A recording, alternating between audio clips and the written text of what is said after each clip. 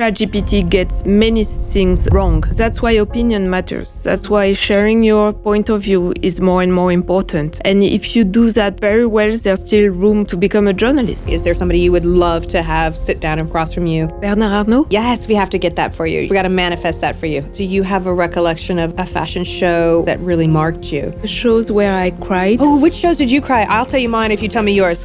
Laure Guilbault takes the business of fashion very seriously. Through her work at Vogue Business and her show Sunday Night Live, she's able to unpack for her audience the inner workings of the industry. Having worked at Women's Wear Daily, BOF, and now Vogue Business, Laure reminds us that fashion is not just about what we see on the runway. It's a cultural dialogue that has an impact on everyone and a billion-dollar industry that merits serious reporting. Do you feel your role as a journalist is to call things out when you see them?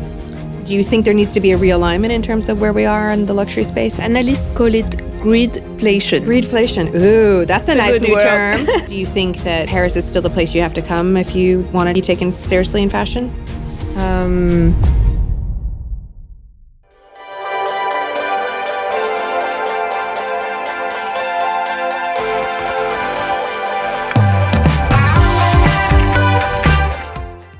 Thank you so much for being with me. I've wanted to interview you, speak to you, Laure, for so many years. So I really appreciate you taking the time.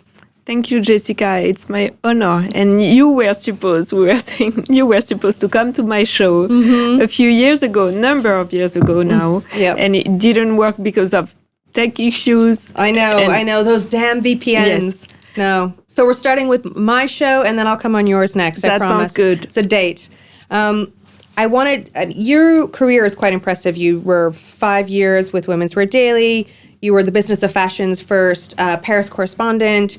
You now work and cover the industry for Vogue Business.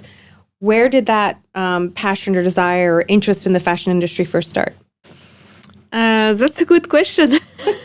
And it should be an easy one, but actually, no, I started covering the beauty industry. And slowly I ended in fashion, which is a very good thing. Actually, I worked for a beauty trade publication, so I already had this business part of it. And I freelanced for Women's Wear Daily in New York. And then they told me about the job at the Paris office, which was about fashion. So that's how I changed industries. Okay. Yes. And is there a lot of similarities between beauty and fashion? Do you prefer the fashion compared to beauty? It's very different. Very different. And I feel now that I cover less beauty, you can lose very quickly. And that's interesting. But I really enjoy fashion. I still enjoy covering beauty regularly. There's so many people covering the industry, writing about it. But we love the people that we read, the different writers that we admire, because they have a unique voice, a unique point of view. How did you cultivate your own unique voice and your own unique point of view and the way your own style in terms of covering the industry? Do you have touchstones or things that you always circle back to? I always, it's a everyday challenge, I would say, because my training is more as a reporter, and I'm not used to share my opinions, and I don't give myself permission to do that. But I try to do it more and more because I think that's what brings value more and more. That opinion. Yes. So there's the classic journalism of reporting the news. But you want to bring in that opinion because you have the gravitas, you have the experience now. You can speak from a place of knowledge. True, but I don't allow myself to do that. I'm so used to be a reporter.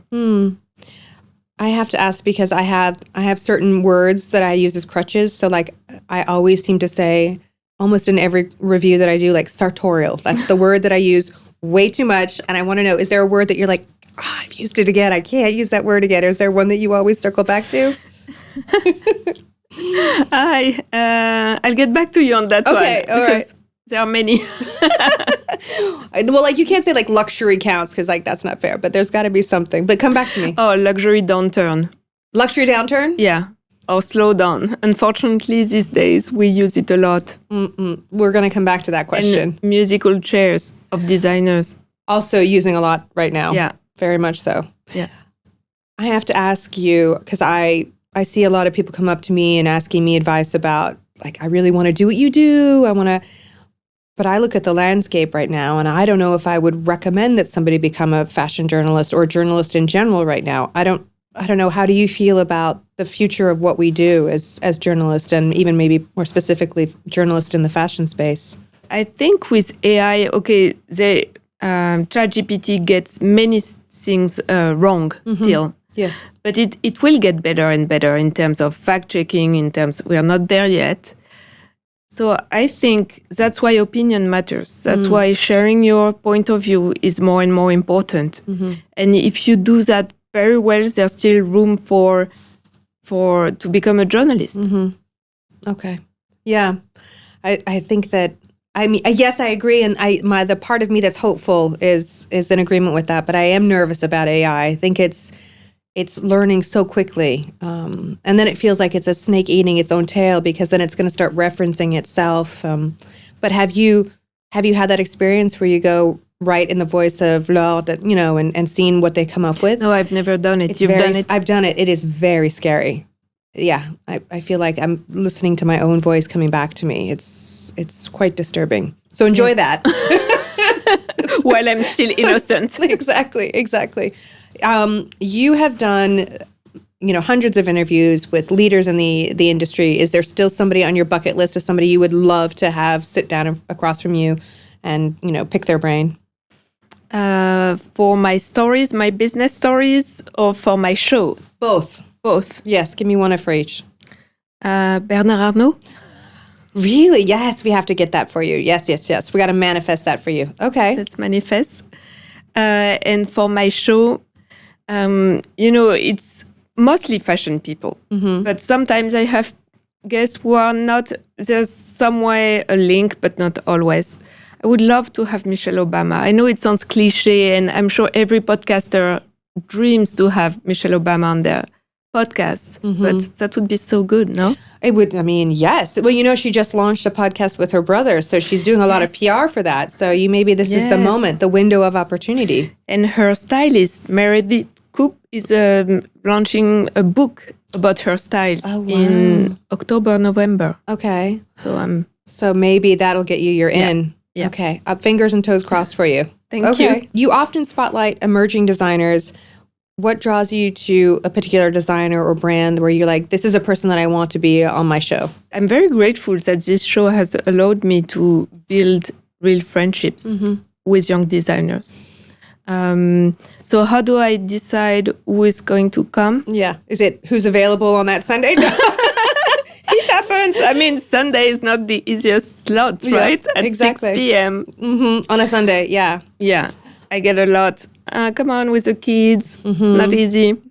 But it's based on their talent and on their personality, what they have to say. I had this designer, Alain Paul, who won on Dame recently. Is just fabulous. As much his fashion and his personality. So he was a dream guest. But I won't drop names because I've had many young designers on the show. You've had many young designers. You said that they've become friends. One of the things that I would talk about with Susie over the years of working with her at the International Herald Tribune, she's like, listen, the day I'm no longer in this industry, the number of people who are going to call me is going to dwindle down to I can count them on one hand. So she's like, these people are not your friends. So don't ever get the illusion that they are. Do you think that still holds true? Do you think that you, as a journalist, can you be friends with people in the industry? Is it possible? That's such a good question. What do you think about that? What's your opinion? I think it's difficult. I think it is difficult. Although I've been pleasantly surprised with, now that I've moved to Dubai, the people I've maintained relationships. And maybe also it's changed because of social media and you can have a different kind of connection than in the past. But I'm answering my own question. I will ask you the question. What do you think? I think it's important to keep your friends who are not working in fashion, to keep your historic friends. But I do think I have friends in fashion. Yes. Okay. Yes. All right. Hope lives eternal for me. Yeah. So talk to me about, I was so surprised and also so energized when you started Sunday Night Live. This happened during COVID, correct? Exactly. So second lockdown in Paris. You're like, forget it, I'm doing this. So what was the aha moment about that? And you've continued it. You've been dedicated and done it religiously since then. What is that giving you? Because God knows you interview enough people in your career. Why did you decide, I also want to do this every Sunday?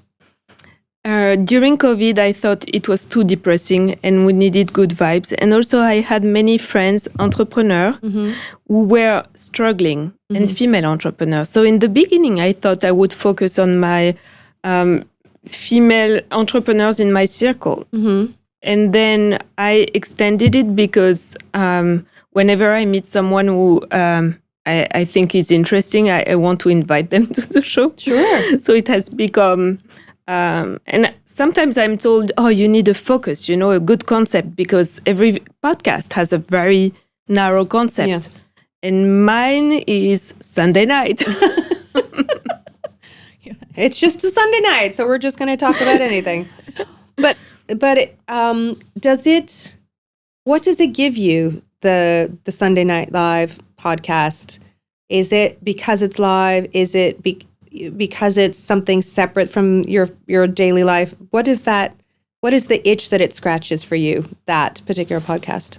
If you like this conversation, well, then you clearly have got good taste. So go ahead and hit that subscribe button, drop a comment, and share the love. Because honestly, who wouldn't want a front row seat to fashion's best stories? I really enjoyed the live format because there are comments. So it really feels like having a coffee or a drink with a friend on a Sunday night and throwing a party. I really enjoy when you see people that tuning in, or people that you don't know asking questions.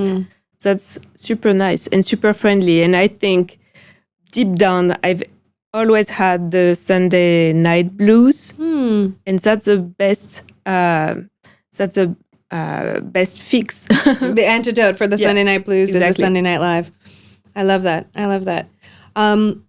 Looking at the current landscape of fashion, we're like you said, downturn was a word, luxury downturn, and musical chairs is the other. So both of those things are really colliding in this moment.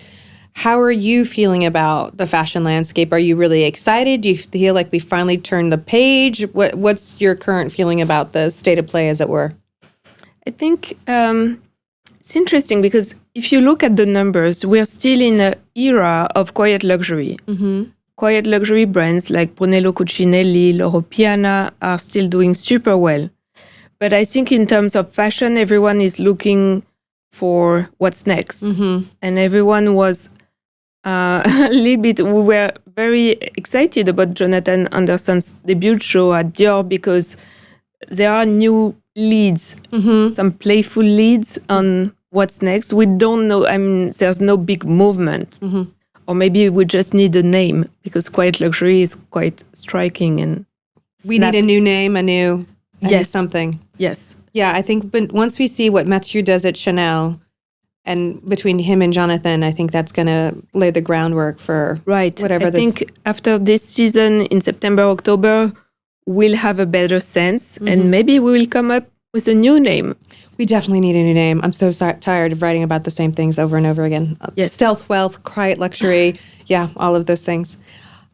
When you're writing, sometimes it's either so repetitive, like, or you don't have an idea to start. What are the kind of tricks that you use to kick yourself off and get yourself writing about something? Maybe it's something that often for me, it's that struggle really comes into play when I'm talking about the same thing again. It's this, how do you stay inspired, or how do you get through that writer's block when you're trying to cover something? I had you will make fun of me. I had at some point this very weird trick. I was writing as if I was writing an email to you or to a friend to start my story. It was much easier in an email than in a Word document. That's very weird, I know. So, okay, so you would actually inside the email. So instead of having a Word doc or a Google Docs, you would write an email to me. Right. Because I think the best stories is as if you were sharing with a friend That's the best way to explain it. Mm-hmm. No, I agree. I love that. I'm going to try that next time. That's a great idea. So I will put your email in at the top, and and you can send it. And I'll send it to you. Absolutely. That's interesting. Do you feel that your writing process in general has evolved over the year? Do you have other techniques? Do you think are you exploring other ways to write? Are you when you're at the shows, are you dictaphone? Are you writing on your notes? How do you function in the rat race of when we're in fashion weeks and it's totally nuts? I see all the editors writing on their phone, and I'm like, I should be able to do it, but I'm still not able to do it. Wait, are you cracking open a laptop in the front row? I'm that kind of person. My colleague, Luke Leach, is very famous for that, you know. Yeah. He always has his laptop on the front. Always, I know. He is dedicated. And he's like writing away as the show is going on, like looking up and then typing at the same time. Very impressive. I don't know. Yeah, very impressive. I'm not like that, but I always carry my laptop everywhere, which is not super chic at Fashion Week because you have your big bag, your laptop, and by the end of the day, your back is hurting. Oh, so true. I know. It's like you pick the bag in relationship to how light it is because you know how much you're going to have to put in it. Exactly. No, it's very true.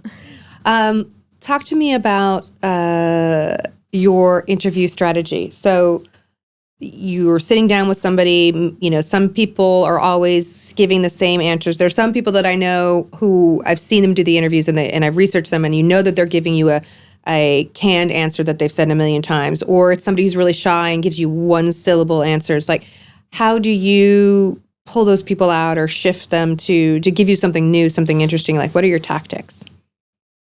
What are your tactics? What are my tactics? Because you're so good at it, obviously. You're just a smooth talker. You're just trying to charm me. No, I mean, for me, what I try and do is I try and give something of myself, like start by opening up on my side to kind of warm things up. But what about you?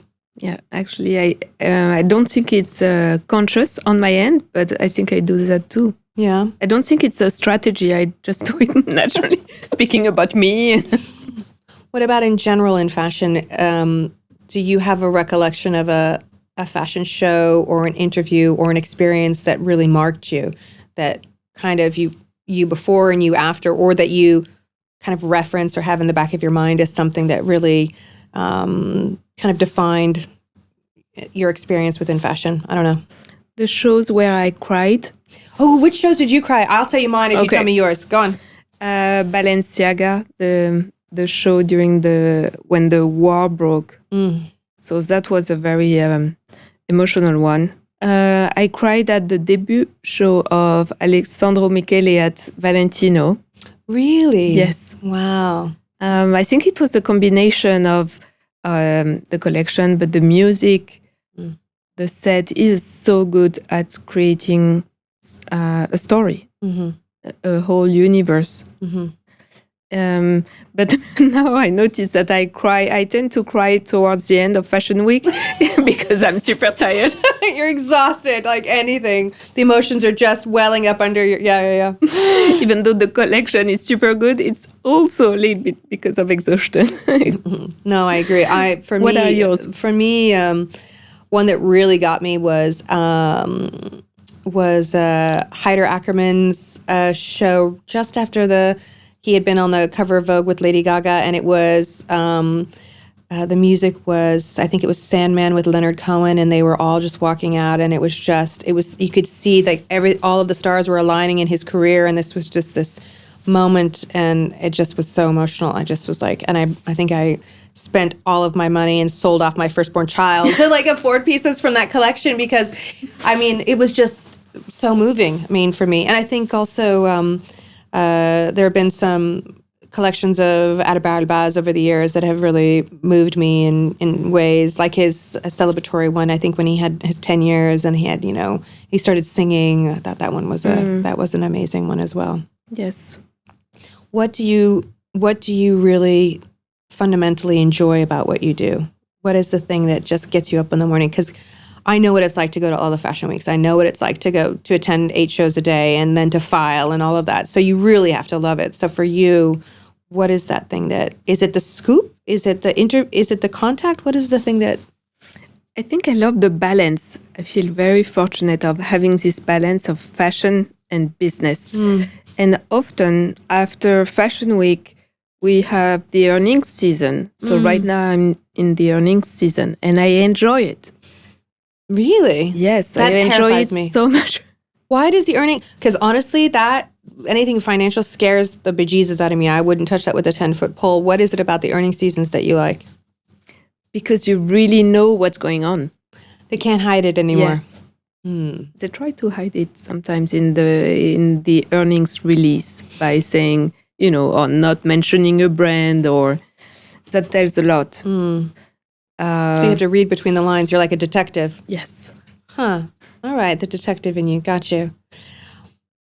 What do you think about, so you not pivoted, but you added to your career the Sunday Night Live. We're seeing a lot of institutional writers move out of the traditional, space of writing for magazines or writing for newspapers and moving to Substack or Patreon or these other places. Where do you see journalism going, not just fashion, but in general? How are you feeling about, this new way of journalism and maybe the shifting? Because I know that also, business of fashion is online, Vogue Business is online. There is a real change in way we consume the news. What are your thoughts about where things are now, and are you excited about it, concerned about it? I'm still interested in Substack. I read a few stories saying that we've reached peak because there are so many newsletters. How many newsletters can you subscribe to? Sure. Because there's a matter of, financially, but also in as regards to time. But I still think that's super creative. I saw that Derek Blasberg just joined Substack. Oh, really? I'm gonna have to add that to my list of newsletters that I'll have to read. Yeah. How many of them do you have? Don't get me started. Yeah, that's the thing. What about attention span? Because again, it's this 3-second rule, right? And you have 3 seconds on TikTok, or you have to grab somebody immediately. I feel like the written word is almost disappearing. People want to have audio or video that they listen to, or that's kind of the direction. And then also bite size. But then with podcasts, or 5 hours, like it's this the real kind of split. Extremes, right? Yeah. How do you feel about that situation, or how are you addressing it yourself? Yeah, I'm not good at keeping it super short. Whenever I extract clips from the Sunday Night Live, from the entire video, I make it too long. It's hard because I'm like, oh no, I don't want to cut that. So it's really a discipline, I would say, because we know that on social it has to be short and snappy, and the long format, I enjoy it a lot. It's true that some podcasts, 5 hours. Nuts. Yeah. No. I think that's crazy. We won't do 5 hours tonight. No, I promise. No, not 5 hours. I'm watching the clock. Don't worry. So 3 minutes is the max for a reel on, if you're posting something on Instagram. Are you doing all of that yourself? Or do you have somebody helping you, or are you learning as you go in terms of Sunday Night Live? I had a student, because I teach at IFM, and I had a student who helped me in the beginning, but now I do everything myself. Okay. And actually it allows you to have flexibility and to change and not ask someone to make another edit. Yeah. And again, another edit. And also this student got hired by Dior, so... Good on them. Yes. Yeah. And damn it. Brilliant. Sunday Night Live, Dior. Tough one. Yeah. Tell me about the teaching. Was that important to you to be giving back, to teach? Or are you actually, which is the case for me often, is that I learn more from the students than I feel like I'm giving to them? Same. I love it. It's a workshop, brand magazine workshop in the MA at IFM. And it's so great every spring semester. So I coach students on the text, and there's Fabrice Pénaud, whom you probably know, who is the editor-in-chief of Double magazine, who coaches them on the image part. Okay. And each year they work with a different brand. And this year it was Loewe, so they were very excited. Of course. We've had Ami, Montclair, and the brands are they're playing the game. They're loaning some clothes so that they can do photo shoots. So yeah, that's a really great thing that I've been doing for 4 years. And so that contact with, so young, they don't know what they don't know, and, are bold because they don't know what they don't know, or that's not done that way and they don't know that, so they do it that way. So tell me about, what are the things that you're absorbing from these students? What are the big surprises to you? What are you getting from them as much as you're giving to them? They're so creative, and also because they are in a fashion school. They have amazing looks. I'm always intrigued to know what they think about fashion, about such designers. So that tells a lot about a brand. Yeah. When I saw the excitement when we did it with Loewe, for example, it tells a lot about the desirability of the brand. No, it's very true. Loewe makes me think of this. Talking more largely about the fashion space, we've seen the luxury brands bump up their prices so extremely that there seems to be like a backlash. And we're seeing it in some of the results. Have these luxury brands kind of taken everybody too far? Are we kind of starting to question at some point? We're seeing this influx of, vintage being so, people are buying vintage now as opposed to new because the quality is better. Where do you think there needs to be a realignment in terms of where we are in the luxury space in fashion? Yeah, analysts call it greedflation. Greedflation. Ooh, that's a nice new term. Yeah. See, you will use it. Yes, greedflation. I love it. Okay, done. I'm going to use that soon. Yes. And it's especially fashion and leather goods, because we've seen other categories like jewelry. Jewelry is not experiencing the same pushback because they've been more reasonable on price hikes. So it's interesting. It was mostly leather goods. But yeah, definitely it has had an impact on fashion's performance. What do you think about, I remember when I was interviewing the president of Chanel, and I was like, what do you think about all of the, vintage, bags, and people really liking the older pieces and all of that? And he's like, we're not going to get into vintage. We're not going to do that. And now we hear about how they're, taking their offshoots and building other pieces. And it's an interesting new take at Chanel. Do you feel that that's telling about how perspectives are changing in the luxury space? That a brand like Chanel would be like, okay, we're going to upcycle, older materials and do something different. Yeah.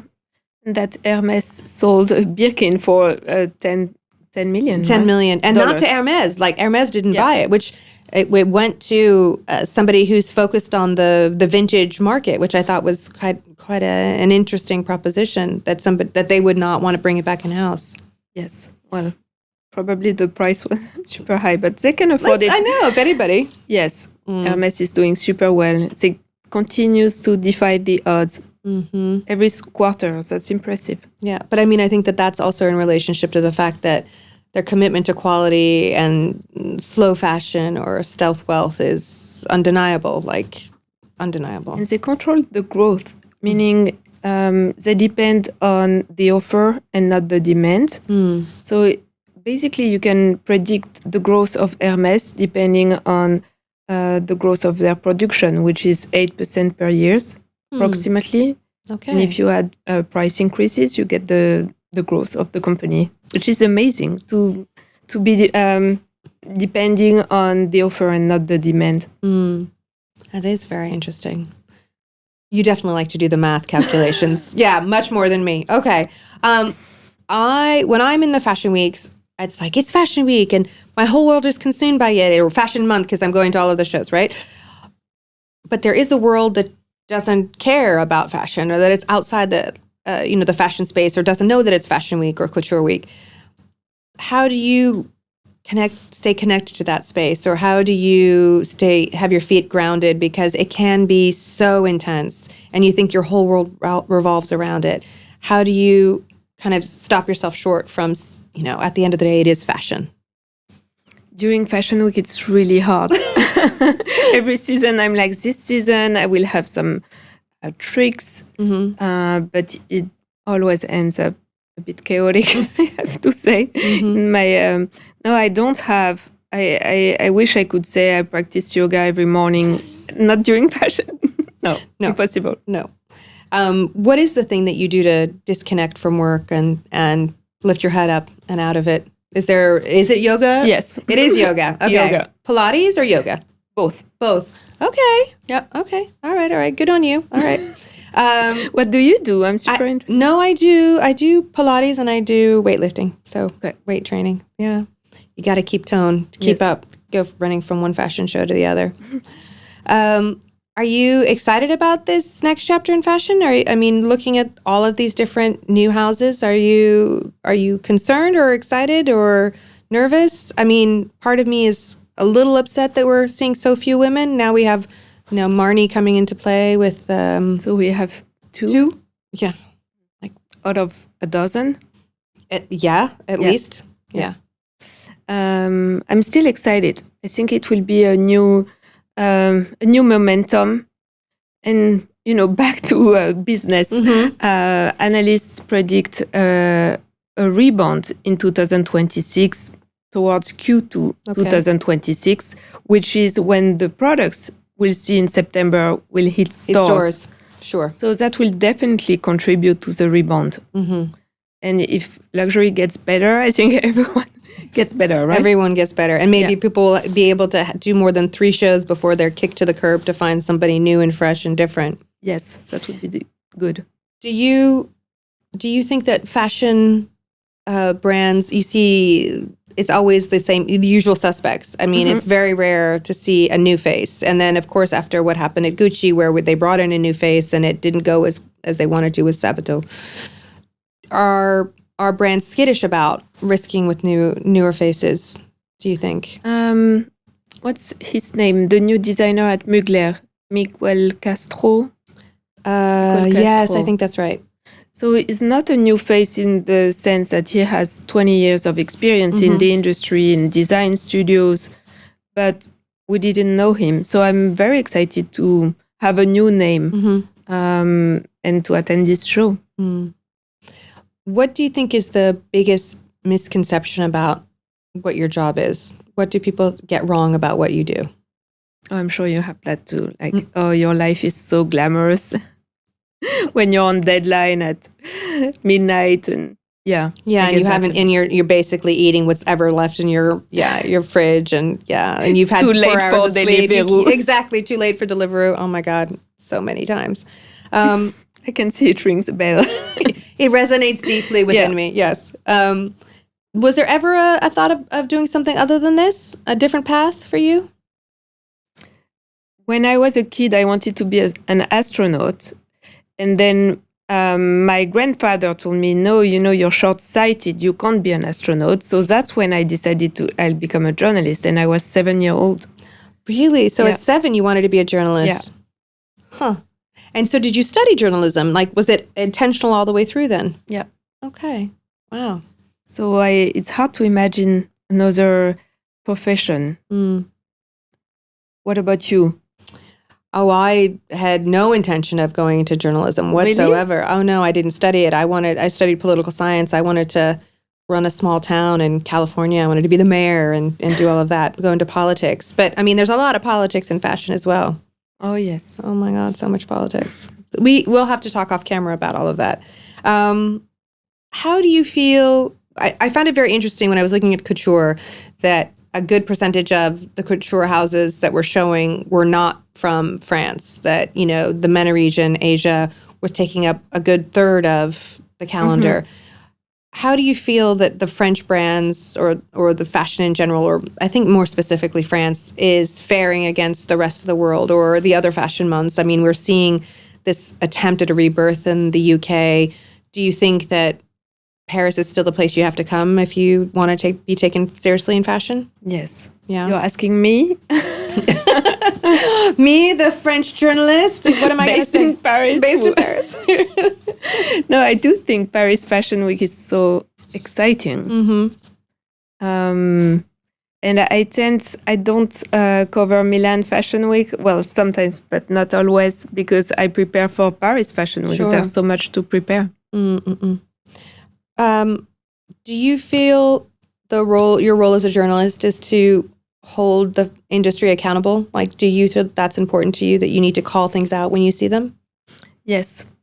One journalist at Vogue Business, Malia, said Vogue Business is, what is her exact quote? Now I can't remember her exact quote. I'm sure she said it better, but she said Vogue Business is doing its best when it's tackling the pain points of the industry. And that's true. What for you are the biggest pain points, other than the fact that there aren't enough women being represented in an industry where women buy most of the products? Well, Vogue Business has been publishing its size inclusivity report for years now. And every season having the exact number of looks, and that was picked up quite widely, which is really good, because there's still some room for improvement. No, I think inclusivity is in terms of sizing, but also in terms of people from different nationalities, different points of view. I think there's still a lot of white men running the show, as it were, and we're not seeing all of these other points of view or perspectives, I think. And I feel we've been backwards. You think we've gone backwards? Yeah, I agree with that. Okay, but we still feel hopeful. Okay. Let me ask you, I have 5 generic fashion questions to wrap up. And then next time, to be continued on Sunday Night Live with you. Okay. What is your most prized possession that you own, the thing that you cherish most above all others? I should have prepared that, because you always These are a secret. Yeah. These are no. I do ask this every time on every podcast. So you should have known that these were coming. Yeah. Okay, because I'm wearing this today. This watch that my father gave me for my 30th birthday. So yesterday. Is this the Je gère le coup? Je gère le coup. It's the Reverso. Yes. Oh, I love the Reverso. Classic. Timeless. Yeah. Timeless, darling. Fashion and luxury space is expensive. Like, the clothing is expensive. The pieces are expensive. Most people can just dream about it. But if you were to saw somebody who was like, I want to save up for something, I really want to invest in something, what would you suggest that they invest in? What was the thing that they should save up for, do you think, in fashion? A good jacket. A good jacket? Yeah. Like a suit jacket or a manteau? Manteau. Jacket, like an overcoat. Yeah. Okay. So that's worth saving for, because I'm always cold. And you want to... You're so practical. Yeah. Sorry. I'm always cold. I want to be warm but still be chic, and that's super difficult. Well, if it makes... that's an investment. The manteau, the jacket. Yeah. Well, if it's any consolation, Susie was the same thing. She's like, wear great basics, but always have a statement coat, because that's what matters, is the statement coat. Oh, wow. I didn't know. Yeah, you and Susie. Like this. Connected. But in Dubai, you don't need a coat. No, definitely no coats in Dubai. I have racks of coats at home. I should give them to you, because I'm not wearing them. They're just sitting there. So many closets full of coats. What trend will you never follow? This cow jacket. You know, we've seen this cow print. The cow print? Yeah. Yeah. I don't like the cow print, even though there was a cow jacket in the Dries Van Noten fall-winter show. Mm-hmm. And I love Julian Klausner. Yes. So that's fine. Mm-hmm. But you can appreciate it from a distance. But. Exactly. Let's put it that way. All right, so no cow prints for you. Okay, got you. Zebra and giraffe and panther, that's all okay, but no cow. Okay, noted. Who's your favorite designer, living or dead? I can't name one. I like so many of them. Who comes up for you who's somebody that you maybe that you would love to have interviewed who isn't around anymore to interview, perhaps? I've never interviewed Karl Lagerfeld. Me neither. You neither? No, me neither. I saw him at events, but it's one of my biggest regrets. Yes. Yeah. Karl, forever. And then I guess finally the biggest question and the classic, the most generic question, what do you love most about fashion? I love the mix of people that it draws. So it's such a fresh air, right? Mm-hmm. When I moved back from New York to Paris, I was missing this international vibe, but in fashion, you have it all the time. Mm-hmm. Creative and international. So that makes me happy. Oh, thank you so much for taking the time. It's been so wonderful talking to you. Really appreciate it. Thank you, Jessica. Thank you. It was fantastic. And I can't wait to have you on my show. Whenever you want, I'm there. And I'll put the VPN on this time, I promise. Sounds good.